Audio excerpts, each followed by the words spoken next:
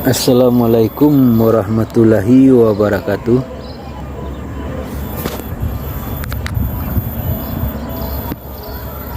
Yang berhormati Niniak Mamak serta Dusana nan Basamo, baik di kampung ataupun di rantau, ya salam saja ambo muliakan. Basu kita balik dalam uraian adai nan nampak di balik-balik bak memanggang, dia tuang-tuang bak buah baju, di simak-simak bak mengaji, diulang-ulang juga adai nan nampak yang merupakan adai Minangkabau. Engko pada kesempatan ko kita akan mencuba menguraikan adai nan nampak. Pertama adai nan sabana adai, yang kedua adat yang diadaikan, yang ketiga adat yang teradat, yang keempat adat istiadat. Jadi dalam pengertian sederhananya, adat nan sabana adat nan pertama itu iaitu ketentuan-ketentuan atau aturan-aturan yang berasal, yang datangnya dari Sang Maha Pencipta, yang datangnya dari Allah Subhanahu wa Ta'ala, yang mana aturan-aturan yang datang dari Allah itu merupakan sumber hukum tertinggi, norma hukum tertinggi di Minangkabau, yaitu Al-Quran, ajaran agama Islam atau hukum syara'. Yang kedua adat yang diadatkan yaitu ketentuan-ketentuan atau aturan-aturan yang datangnya atau yang berasal dari orang-orang yang terdahulu, baik berupa undang nan nampak ataupun kata nan nampak. Yang ketiga yaitu adat yang teradat. Adat yang teradat yaitu ketentuan-ketentuan atau aturan-aturan yang datangnya, yang berasal, yang dibuat oleh Niniak Mamak dalam suatu negari, yang dibuat dengan kata musyawarah dan mufakat, yang berlaku untuk negari yang bersangkutan, yang lebih dikenal dengan adat selingkar negari. Yang keempatnya adat istiadat. Adat istiadat iaitu kebiasaan-kebiasaan yang berlaku di tengah masyarakat, yang berlaku secara turun-temurun, baik itu berupa kesenian maupun berupa di bidang olahraga, kesenian yang telah diterima secara turun-temurun seperti kesenian saluang, randai dan lain-lain, bidang olahraga bola voli, bola kaki, dan terhadap apa yang kita lihat, yang kita contoh dan yang kita tiru, dan terhadap apa yang kita pakai. Jadi adat istiadat itu berlaku di sebuah wilayah, di sebuah negari, tanpa disepakati. Bisa itu terjadi dengan kesepakatan atau tanpa kesepakatan, tanpa dimusyawarahkan, ini akan terjadi sendiri saja seperti air yang mengalir.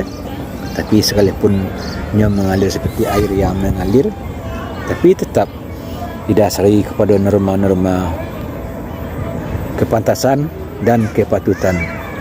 Misalnya terhadap apa yang kita contoh, misalnya dahulu pelaminan itu di rumah, kini kau pelaminan lah sampai ke halaman, dipasang tenda di halaman.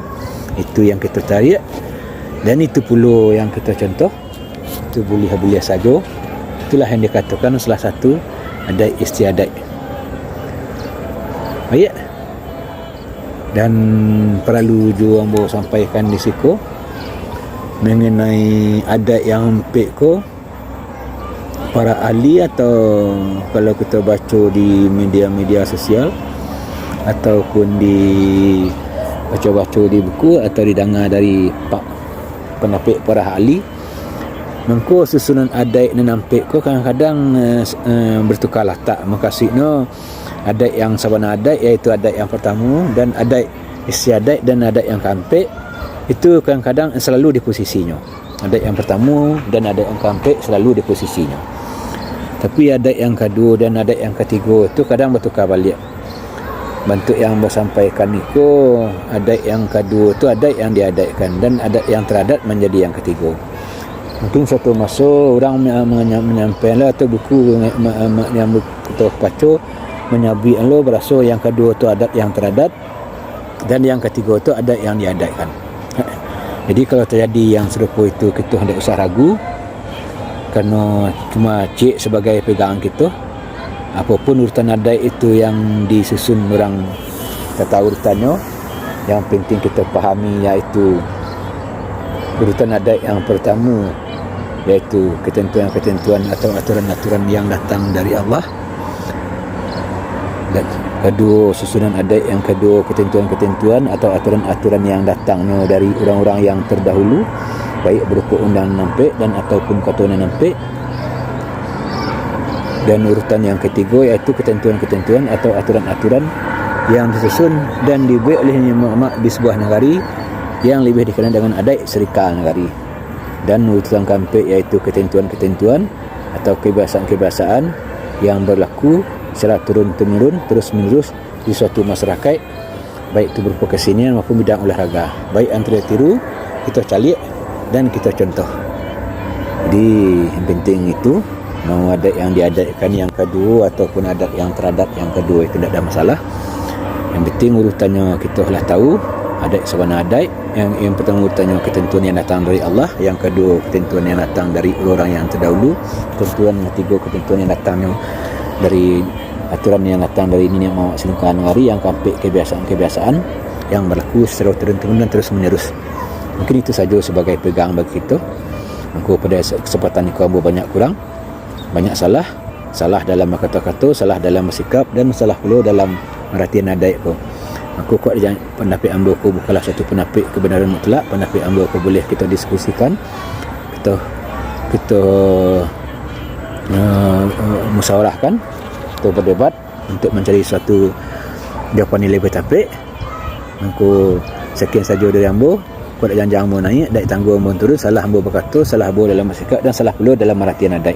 Aku je simpuh ambo minta dia maaf beribu ampun kalau seandainya bunga kambang serta tangkai ikan berenang di radanya, tapi balah mengatakannya tak ada gadian tak rata, tak ada manusia tak salah. Tuah pengeluh kuat tak gesia, martabat pangku kuat tak singgung, ini mamak tak tak pemeliakan kan sama kadang tak teragui. Aku mohon ambo dimaafkan, rilah diaruk maaf diminta banyak-banyak, rilah diaruk kadang-kadang kepada beliau nan bersama.